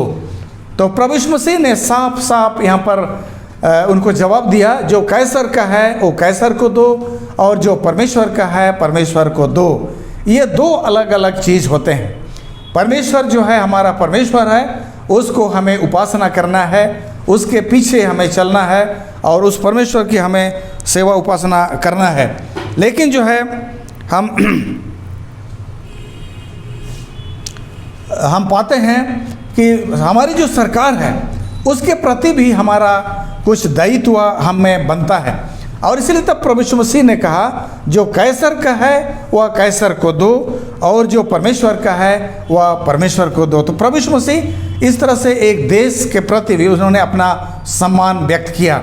और जो सरकार से जो हमारी जिम्मेवारी है, सरकार के प्रति हमारे जो दायित्व है एक देशवासी होने के नाते उसको निभाने का हमें आदेश दिया। उसी तरह से हम लोग आगे चल कर के हम लोग पाएंगे रोमियों का पुस्तक और उसका जो है 13 अध्याय में हम लोग पाते हैं, यहाँ पर बोलते हैं राज के प्रति हमारा कर्तव्य यहाँ लिखा है, हर एक व्यक्ति शासकीय अधिकारियों के अधीन रहे, क्योंकि कोई अधिकार ऐसा नहीं जो परमेश्वर की ओर से ना हो, और जो अधिकार हैं वे परमेश्वर के ठहराए हुए हैं। बाइबल बहुत साफ साफ कहती है कि कोई भी अधिकार ऐसा नहीं है, चाहे राष्ट्रपति का अधिकार, चाहे तो प्रधानमंत्री का अधिकार, क्षेत्रीय लेवल पर हमारे जो ताल्लुकात होते हैं, थाना होते हैं, पंचायत होते हैं, उसमें भी अधिकारी पाए जाते हैं जो कि हमारे सुरक्षा के लिए, देश को एक सुचारू रूप से प्रशासन चलाने के लिए वो लोग होते हैं। हमारा उनके प्रति दायित्व बनता है और बाइबल कहता है कि सारे अधिकारियों के अधीन रहें और उन ऐसा कोई भी अधिकार नहीं है जो परमेश्वर की ओर से नियुक्त किया गया ना हो। मैं पढ़ता हूँ 2 पद को, रोमी 13:2। इसलिए जो कोई अधिकार का विरोध करता है वह परमेश्वर की विधि का सामना करता है। जो कोई भी परमेश्वर के अधिकार का विरोध करता है वो परमेश्वर की विधि का सामना करता है। परमेश्वर ने जो विधि बनाया है, परमेश्वर ने जो विधि नियुक्त किया है, हम उसका सामना कर रहे हैं। देश के अधिकारियों का अगर हम सम्मान नहीं कर रहे हैं, उनके प्रति जो हमारा दायित्व है उसे अगर हम निभा नहीं रहे हैं, तो हम परमेश्वर का सामना कर रहे हैं, क्योंकि परमेश्वर ही है जो इन सारे दायित्वों को, परमेश्वर ही है जो इन सारे अधिकार और अधिकारी को वो नियुक्त किया है। इसलिए तब जो है उनका सामना करना, हम परमेश्वर का सामना करते हैं। और आगे करता है, और सामना करने वाले दंड पाएंगे। तो इस तरह से जो है अगर हम उन अधिकारों को जो है हम सम्मानित नहीं करते हैं तो हम दंड पाएंगे। ये हमारे पवित्र शास्त्र हमें सिखाता है। आगे कहता है, क्योंकि हकीम अच्छे काम के लिए नहीं परंतु बुरे काम के लिए डर का कारण है।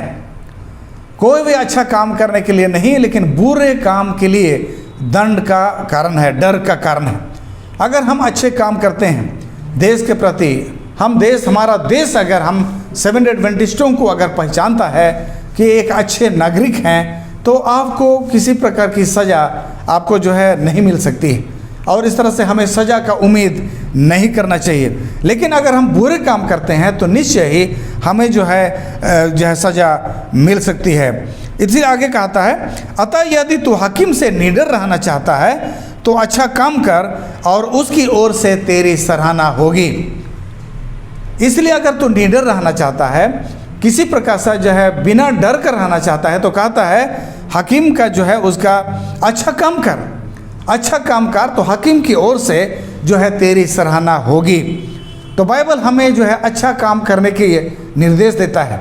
बाइबल अच्छा काम करने के लिए हमें सलाह देता है। मत्ती का पुस्तक और उसका जो है मत्ती का पुस्तक उसका 5 और उसका 13 में हम लोग पढ़ते हैं, तुम पृथ्वी के नमक हो, तुम पृथ्वी के नमक हो, परंतु यदि नमक का स्वाद बिगड़ जाए तो वह किस वस्तु से नमकीन किया जाएगा। बाइबल हम परमेश्वर के भक्तों को, जो हम परमेश्वर की उपासना करते हैं, जो हम बाइबल को पढ़ते हैं, हमें जो है बाइबल कहता है कि तुम जगत के नमक हो। हम हिंदुस्तान के नमक हैं। हिंदुस्तान में रहने वाले जितने भी सेवन डे एडवेंटिस्ट भाइयों जो इस समय आप जूम के माध्यम से मीटिंग में शामिल हैं, आपको मैं बता देना चाहता हूँ, हम नमक हैं। नमक का क्या काम है? किसी भी चीज़ पर उसका स्वाद बढ़ाना हमारा काम है। हम एक किसी भी देश, किसी भी समाज जहाँ हम रहते हैं, आइए हम अपने देश का, अपने समाज का, उन लोगों के बीच रह करके हम अपना स्वाद हम बढ़ाएं, उनके बीच हम स्वाद बढ़ाएं, लोगों के बीच अच्छे काम करें। इसी चीज़ को बताने के लिए जो है पौलुस कहता है, तू अगर तो निडर रहना चाहता है, अपने देश में भय रहित होकर रहना चाहता है, तो अच्छा काम कर और तुझे जो है अपने सरकार से, अपने अधिकारियों से तुझे प्रशंसा मिलेगी। लेकिन तू अगर बुरा काम करेगा तो जो है तुझे दंड दी जाएगी। तो बाइबल कहता है तुम जगत के नमक हो। अगर इस तरह से अगर हम जगत के नमक हैं तो इस संपूर्ण पृथ्वी को अपना स्वाद चखाने का हमारे पास बहुत अच्छा अवसर है। हमारे पास शिक्षा है, अच्छे शिक्षा, हमारे सेवन एडवेंटिस्ट के पास स्वास्थ्य का संदेश है। समाज को एक बहुत स्वस्थ समाज बनाने में हम अपना भागीदारी निभा सकते हैं। हमारे पास जो है शिक्षा है, हमारे पास हॉस्पिटल हैं, सेवकाई करने का गुण है। इन सारी चीज़ों को लेकर के अपने अपने समाज पर हम सेवा करेंगे। हमारा समाज हमें अच्छे लोग के रूप में हमें पहचानेगा, और यही परमेश्वर का उद्देश्य है, और यही कारण है कि हम सबों को संसार में रखा गया है, ताकि हम पूरे संसार को एक अच्छा स्वाद दे सकें, संसार के सामने अच्छा काम करने सके, लोगों को सेवा दे सके। और ऐसा काम करेंगे तो संसार की नज़र में, सरकार की नज़र में, प्रशासकों की नज़र में हमें एक अच्छे लोगों का तमगा हमें मिलेगी। और यही हमारा उद्देश्य रहना चाहिए। एक सेवन डे एडवेंटिस्ट होते हुए अपने सरकार के सामने, अपने अधिकारियों के सामने अगर हम ये साबित करने में अगर नाकाम रहे कि हम एक अच्छे नागरिक हैं, अगर ये नाकाम रहे तो ये हमारी बहुत बड़ी कमजोरी है। अगर हम संसार के सामने ही अच्छे नागरिक होने के हम साबित नहीं कर सके, तो परमेश्वर के सामने एक अच्छा नागरिक होने का हम सबूत कहाँ से देंगे? पहला प्रमाण तो हमें इसी पृथ्वी पर हमें देना है, क्योंकि इस पृथ्वी पर हमें काम करने का अवसर है, सेवा करने का अवसर है। लोगों को हम सेवा कर सकते हैं, अच्छे काम करने सकते हैं, और कम से कम हमारे पड़ोसी हमें पहचानेंगे कि हम अच्छे लोग हैं। आगे कहता है तुम जगत की ज्योति हो, कहते 14 में, तुम जगत की ज्योति हो, पहाड़ पर बसा हुआ नगर छिप नहीं सकता है। भाइयों यह कहता है तुम जगत की ज्योति हो। पहाड़ पर अगर कोई नगर बसा है वो छिप नहीं सकता है, वो छिप नहीं सकता है। ये बिल्कुल एकदम ये प्रमाणित है। अगर कोई नगर पहाड़ के ऊपर में बसा है, पहाड़ के ऊपर अगर नगर बसा है, रात में वहाँ पर बत्तियाँ जलती हैं, जगमगाती हैं, तो पहाड़ दूर दूर तक दिखाई देता है, सारे लोग उसको देखेंगे और उस शहर को दूर से ही पहचान लेंगे। तो परमेश्वर कहता है कि तुम जगत की ज्योति हो। समाज के सामने, हमारी जो सरकार के सामने जो मसीह को नहीं जानती है, उसके सामने हमें ज्योति के रूप में स्थापित की गई, ज्योति के रूप में हमें वहाँ रखा गया है, ताकि संसार को हम दिखा सके कि हम परमेश्वर के लोग हैं, हम परमेश्वर के लोग हैं। और इस तरह से संसार के सामने हम एक अपना अलग पहचान हम दिखा सके। इसीलिए रोमियों का पुस्तक उसका 13 अध्याय यहाँ कहता है, अतः यदि तू हकीम से निडर रहना चाहता है तो अच्छा काम कर और उसकी ओर से तेरी सराहना होगी। अपने हकीमों से, अपने प्रशासकों से हमें जो है निडर रहना है, उनसे किसी तरह का भय नहीं खाना है। तो हमें सारे उनका जो है सम्मान करना होगा, अच्छा काम करना है, अच्छा काम करना है, ताकि जो है हमें सराहना मिलेगी। आगे बोलता है, क्योंकि वह तेरी भलाई के लिए परमेश्वर का सेवक है, परंतु यदि तू बुराई करे तो डर, क्योंकि वह व्यर्थ में तलवार लिए हुए नहीं है। कहता है हमारी भलाई के लिए, हमारे अच्छे के लिए परमेश्वर ने उसको एक सेवक का रूप में रखा है, और साथ में उसके हाथ में एक तलवार भी थमा दिया है। उसको दंड भी देना है, सज़ा भी देना है बुरे लोगों के लिए, और बुरा जो सज़ा जो है सिर्फ बुरे लोगों के लिए होना चाहिए। और एक 7 डे एडवेंटिस्ट लोग होने के नाते हम 7 डे एडवेंटिस्ट लोगों को उस बुरे लोगों की श्रेणी में कभी नहीं आना चाहिए। हम अच्छे लोगों की श्रेणी में हमें अच्छा रहना चाहिए। आगे कहता है, इसलिए अधीन रहना न केवल उसके क्रोध के डर से, परंतु विवेक भी यही गवाही देता है, यही गवाही। इसलिए कर भी दो, क्योंकि शासन करने वाले परमेश्वर के सेवक हैं और सदा इसी काम में लगे रहते हैं। सरकार के प्रति हमारी बहुत सारी जिम्मेवारी है कि हम उसका जो पालन करें, और उसमें बोलते हैं कर भी दो, परमेश्वर को कर भी दो, क्योंकि वो परमेश्वर के द्वारा से ठहराए हुए हैं। और जो कर हम देते हैं, जो मालगुजारी हम देते हैं, उसी से जो है देश चलता है। बहुत सारे गाँव में मैं देखा हूँ, बहुत सारे गांव में देखा जहाँ पर कि लोग जो है मालगुजारी नहीं देना चाहते हैं। मैं जब बिहार में मैं काम कर रहा था तो मैंने जब बहुत सारे लोगों का घर देखा, बहुत सारे लोगों का घर देखा। अंदर से तो उन्होंने घर को प्लास्टर कर रखा है, लेकिन घर के बाहर से उन्होंने प्लास्टर नहीं किया गया। वहाँ अगर आप देखें छोटे छोटे शहरों में अधिकतर घर जो है बाहर से प्लास्टर किया हुआ नहीं है, ईंटें जोड़ दी गई है और ऐसे ही उसको छोड़ दिया गया। मैंने जानना चाहा कि लोग क्यों अपना घर को बाहर से प्लास्टर नहीं करते हैं, अंदर से तो अच्छा चमका के रखे हैं लेकिन बाहर से प्लास्टर नहीं किए हैं। तब एक व्यक्ति ने मुझे उसका रहस्य समझाया। घर जब बाहर से प्लास्टर नहीं है तो घर जो है अनकम्प्लीटेड गिनती किया जाएगा। वो घर जो है पूरा हो गया है, वो घर पूरी तरह से बन गया है, उसको प्रमाणित नहीं होता है, वो अधूरा है।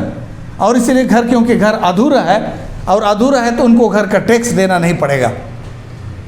अपना टैक्स बचाने के लिए लोग अपना घर का जो है प्लास्टर ना करके उसको अधूरा छोड़ देते हैं।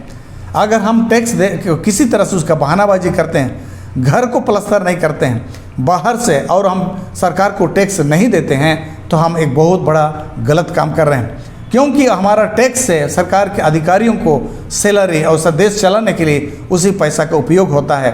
और इसलिए जो है अगर आप टैक्स नहीं दे रहे हैं तब सरकार का, अधिकारियों का आप अपमान कर रहे हैं, और ये अधिकारी परमेश्वर की ओर से ठहराए हुए हैं। अगर अधिकारियों का आप सामना कर रहे हैं, आप परमेश्वर का सामना कर रहे हैं। तो ये बाइबल हमें सिखाती है।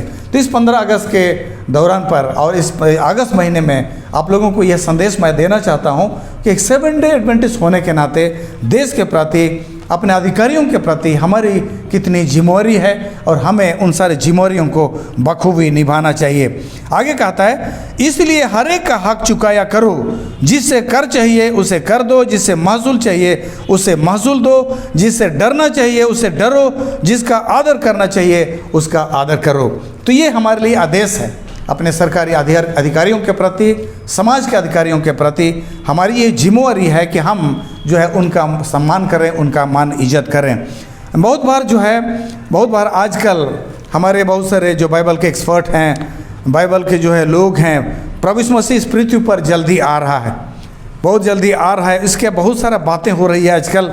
और बहुत सारे लोगों को मैं देखता हूँ कि बहुत सारे लोग जो है प्रभु यीशु मसीह आने से पहले एडवेंटिस्ट लोगों को सताया जाएगा। इस बात को जो है हमारे एडवेंटिस्ट लोग उसको अपने सिर पर बैठा के रखे हैं कि हम जब दुनिया के अंत के समय में हम 7 एडवेंटिस्ट लोगों को सताया जाएगा, और इस बात को लोग अपने सिर पर रखे हैं। और जब सताया जाएगा तो मैं कहाँ भागूंगा, इसी चीज़ का वो लोग खोजते रहते हैं, इसी को खोजते रहते, कहाँ मैं भागूंगा, कहाँ जाऊंगा। लेकिन इस तरह से अगर हम लोग देखेंगे, तो अगर आप देखेंगे तो क्यों परमेश्वर के लोगों को सताया जाएगा, क्यों उनको सचमुच में सताया जाएगा, कि क्या उनका बचने का कोई और तरीका भी है, कोई और तरीका भी है। आइए मैं आप लोगों को एक पदस्थल आप लोगों को मैं पढ़ करके सुनाना चाहता हूँ और उस पर थोड़ा सा व्याख्या करना चाहता हूँ। लूका का पुस्तक उसका जो है 16 अध्याय, लूका का पुस्तक उसका 16 अध्याय और उसका 9 पद को मैं पढ़ रहा हूँ। लिखा है, और मैं तुमसे कहता हूँ कि अधर्म के धन से अपने लिए मित्र बना लो, ताकि जब वह जाता रहे तो वे तुम्हें अपने अनंत निवासों में ले लें। इस पदस्थल को मैं बहुत दिन से मैं नहीं समझता था, लेकिन अब मैं उसको थोड़ा सा अपने हिसाब से मैं व्याख्या करना चाहता हूँ। लिखता है, मैं तुमसे सच कहता हूँ कि अधर्म के धन से अपने लिए मित्र बना लो, ताकि जब वह जाता रहे तो वे तुम्हें अनंत निवासों में, अपने अनंत निवासों में ले लें। कहता है अधर्म के धन, हमारे पास जितने भी धन दौलत हैं, सारे धन दौलत को हमारे जो है उसको अधर्म का धन की संज्ञा दी गई है। इसलिए बाइबल कहता है कि अपने धन जो है स्वर्ग में जमा करो, और अगर हम इस पृथ्वी पर कोई धन जमा किए हैं वो अधर्म का ही धन है। कहता है अधर्म का धन, इससे अपने लिए मित्र बना लो, अपने लिए मित्र बना लो। बाइबल में जो है हमारे पास परमेश्वर हमें धन संपत्ति देता है, परमेश्वर हमें बहुत सारा तोड़ा हमें दिया है, हमें तोड़े दिए गए हैं, हमें धन संपत्ति दिया गया है, हमें जो है बहुत सारे और भी वरदान दिए गए हैं। अपने समाज में जहाँ पर हम रहते हैं, हमारे धन संपत्ति लोगों की सेवा में, लोगों की मदद करने में आना चाहिए। ये आपको मौका देता है कि आप अपने पड़ोसियों से, आपके अगल बगल के लोगों के साथ आप कैसा संबंध रखते हैं। तो बोलता है अपने लिए मित्र बना लो, अपने धन से ही मित्र बना लो, या अपने तोड़े से ही मित्र बना लो, या अपने जो व्यवहार से ही मित्र बना लो। हम सभी लोगों को अपने समाज में जहाँ भी हम लोग रहते हैं, आसपास के सारे लोगों को मित्र बनाना चाहिए। आसपास के सारे लोग हमारे विषय में उनको जानना चाहिए कि ये 7 डे एडवेंटिस्ट लोग अच्छे लोग होते हैं। ये लोग किसी का दुश्मन नहीं होते हैं, किसी का बुराई नहीं चाहते हैं, किसी का जो है वो लोग बुरा नहीं करते हैं, सारे लोग से मेलजोल करके रहते हैं, सबको प्यार करते हैं।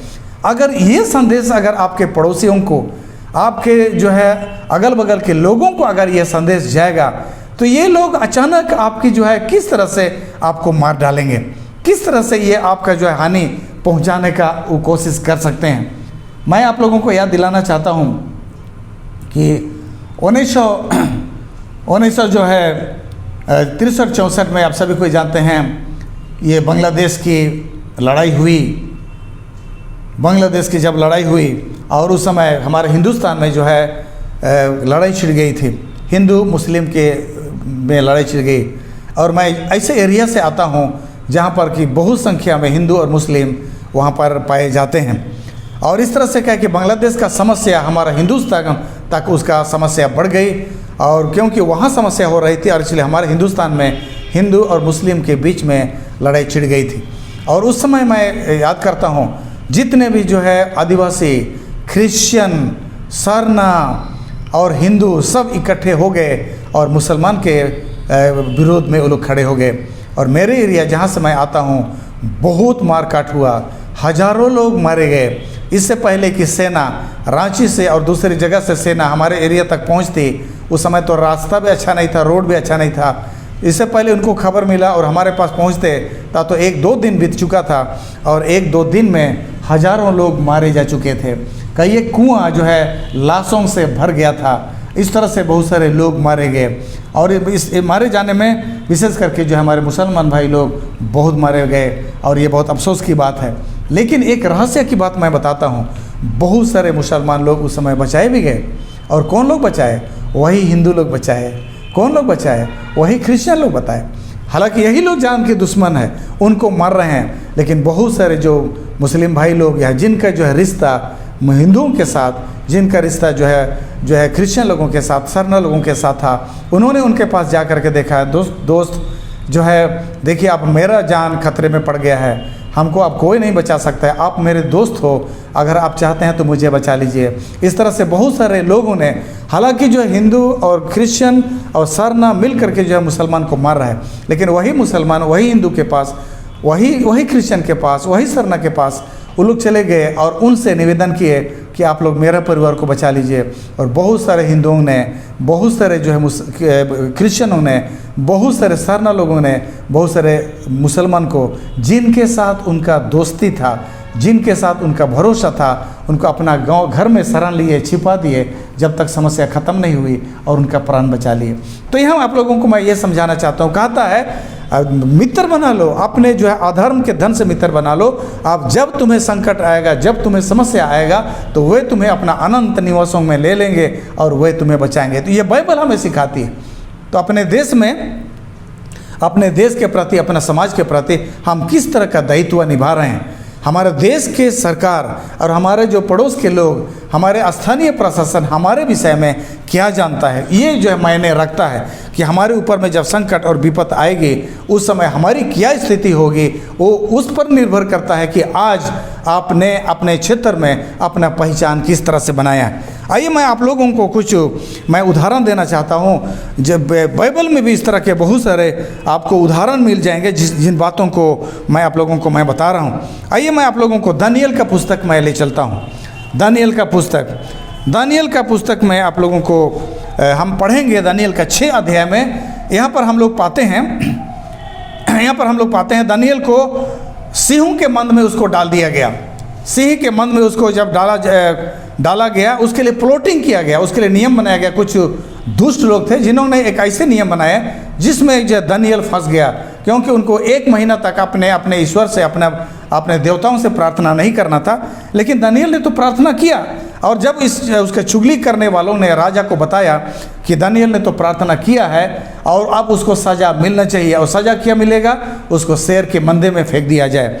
और इसलिए जब उसको शेर के मंदे में जब उसको फेंकने की बात हुई तो राजा, यहाँ पर 14 पद में कहता है, यह सुनकर राजा बहुत उदास हुआ और दानियल को बचाने के उपाय सोचने लगा और सूर्य के अस्त होने तक उसे बचाने का प्रयत्न करते रहा। दानियल को फंसा दिया गया, अब उसको शेर के मंदे में उसको फेंका जाना है, लेकिन राजा उसको बचाने का कोशिश किया, पूरी भरसक कोशिश किया। क्यों बचाने का कोशिश किया?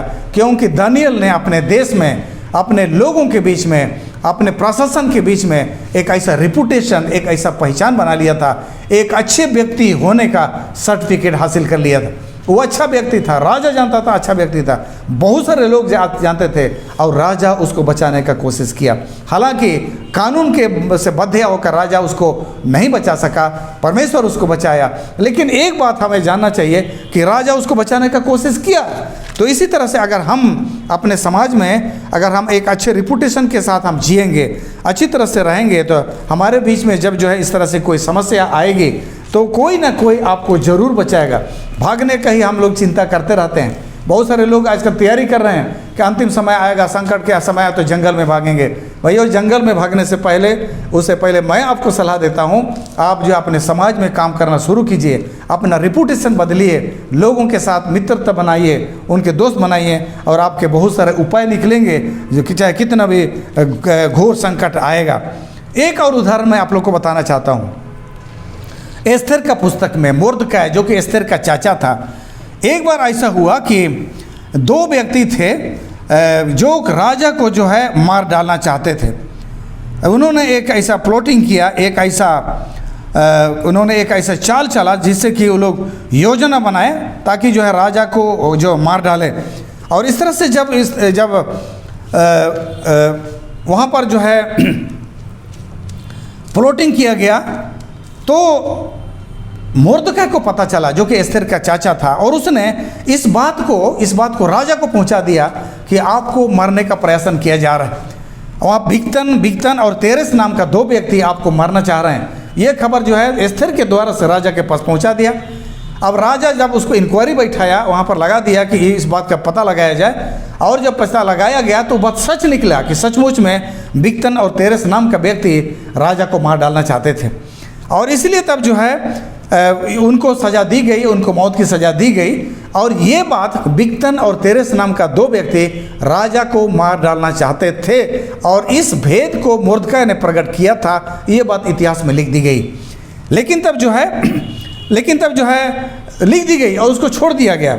बहुत दिन के बाद जो है राजा, एक दिन उसको नींद नहीं है। 6 पद में हम लोग पाते हैं, 6 अध्याय में हम लोग पाते हैं, राजा को नींद नहीं आई, और नींद नहीं आने के कारण से उसी इतिहास को निकाल करके जब पढ़ने लगा तो वहीं पहुंचा जहां पर कि ये बात लिखी गई थी। बिक्तन और तेरेस नाम का 2 व्यक्ति राजा को मार डालना चाहते थे, और मुर्दकै ने इस भेद को खोल दिया, और इस तरह से राजा का प्राण बच गया। तो राजा तुरंत तो सवाल पूछता है कि और मुर्दकै को क्या उसका प्रतिफल मिला? तो लोगों ने बताया उसको कोई भी प्रतिफल नहीं मिला। राजा का ऐसा नहीं हो सकता है, उसको तो प्रतिफल देना ही चाहिए। और इस तरह से आगे चल करके हम लोग पाते हैं मुर्दकै को घोड़े पर सवार कराया गया और उसको पूरे शहर पर उसको घुमाया गया। इतना ही नहीं, कहानी धीरे धीरे करके मोड़ करके जाती है, और वही मुर्दकै आगे चल करके वो जो है उस सेनापति का पद जो हासिल करता है। तो यहाँ पर आप लोग देख सकते हैं, एक गैर मसीही देश में एक विश्वासी मसीही जो प्रभु यीशु मसीह का भक्त विश्वासतापूर्वक देश के प्रति अपना कर्तव्य निभाता है, और किस तरह से वो जो है सिंहासन तक पहुंचता है, किस तरह से वहाँ का वो जो है सेनापति तक बन जाता है। यही कहानी मैं आप लोगों को बता सकता हूँ। जोसेफ के मामले में, जोसेफ को उसके भाइयों ने बेच दिया, जोसेफ को जो है उसका मालिक के पत्नी ने उसको धोखा दिया, और इस तरह से फाइनली जोसेफ जो है वहाँ पर जेल पहुँच गया। लेकिन जोसेफ ने कभी बुरा काम करना शुरू नहीं किया। वो एक अच्छे व्यक्ति वो बने रहने का कोशिश किया, और जेल में भी वहाँ जेल प्रशासन भी जब देखा तो उसको जो है उन सारे कैदियों का उसको मॉनिटर और उसको जो प्रमुख बना दिया ताकि दूसरे कैदियों को वो देखभाल करे। और इसी सिलसिले में हम लोग पाते हैं उसने 2 कैदियों का स्वप्न बताया, और ये जब स्वप्न जो सच निकली, और यही बात आगे चल करके जब राजा ने भी स्वप्न देखा तो राजा तक जो ये बात पहुंचती है। और जोसेफ एक अच्छे व्यक्ति होने के कारण से, ईमानदार व्यक्ति होने के कारण से वो राजा के नज़र तक में पहुंचता है, और राजा उसको वहाँ का भी प्रधानमंत्री बनाता है। तो मैं आप लोगों को याद दिलाना चाहता हूँ कि हमें अपने सरकार के प्रति, एक 7 डे एडवेंटिस्ट लोगों को हमें एक अच्छे व्यक्ति, एक अच्छा नागरिक हमें बन करके रहना है।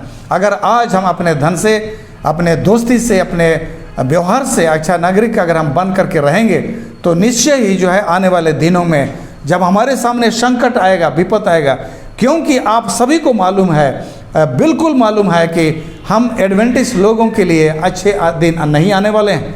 आपका भविष्य में बहुत संकटमय दिन आने वाला है। आपका समाज आपका दुश्मन बन सकता है, आपका देश के सरकार आपकी दुश्मन बन सकती है, आपके अधिकारीगण आपके दुश्मन बन सकते हैं।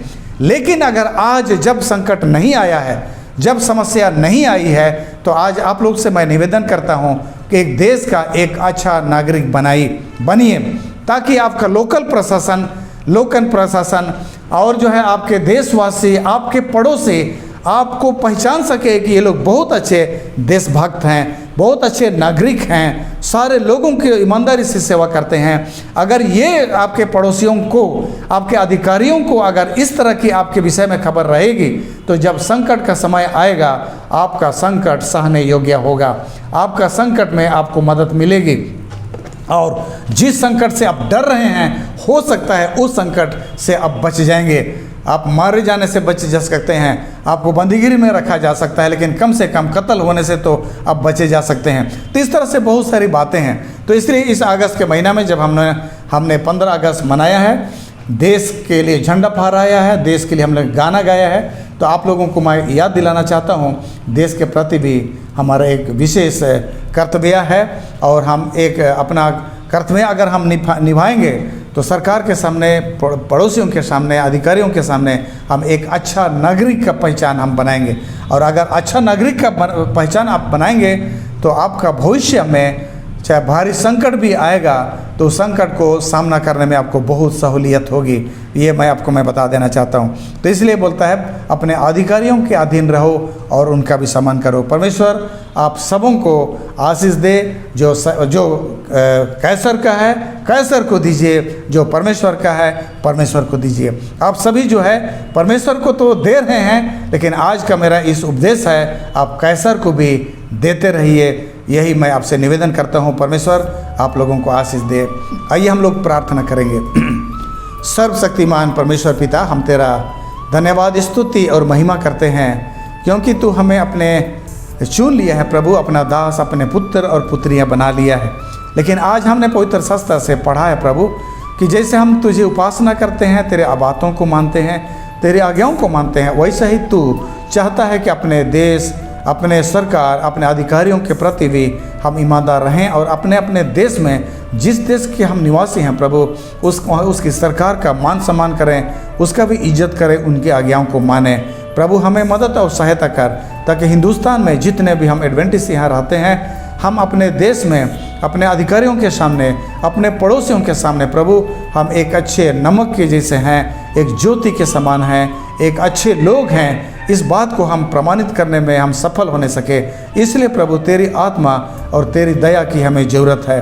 हमें मदद कर, ताकि अपने अपने समाज में, अपने अपने देश में हम एक अच्छा नागरिक का प्रभु दायित्व हम निभा सके, और इस तरह से हम अपने जीवन को ज़्यादा बेहतर और सुगम बना सके, और तेरे सुसमाचार को भी लोगों को हम बता सके। प्रभु यीशु मसीह के नाम से इस प्रार्थना को मांगते हैं, सुन और ज्ञान कर, आमीन।